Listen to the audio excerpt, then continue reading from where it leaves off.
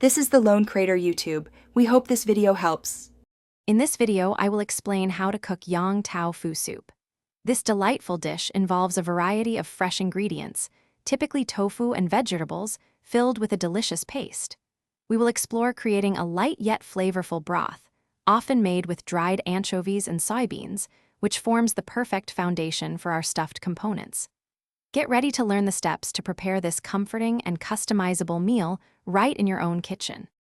Now let's dive into crafting the heart of our Yong Tau Foo, the stuffing.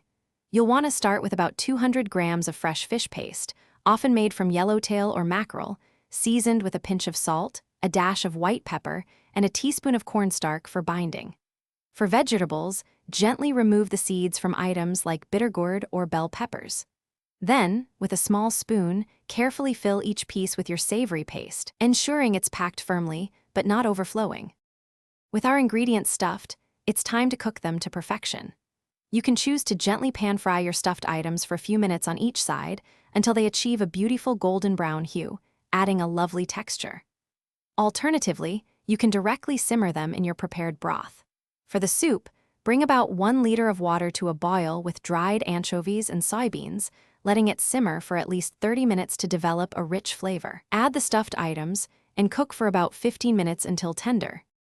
Finally, it's time to enjoy your homemade Yong Tau Foo soup. Ladle the hot soup and its delicious contents into bowls, garnishing with a sprinkle of chopped spring onions and a dash of white pepper. For an extra kick, consider adding a small bowl of chili sauce on the side. This dish is wonderfully comforting on its own, or you can pair it with a bowl of steamed rice.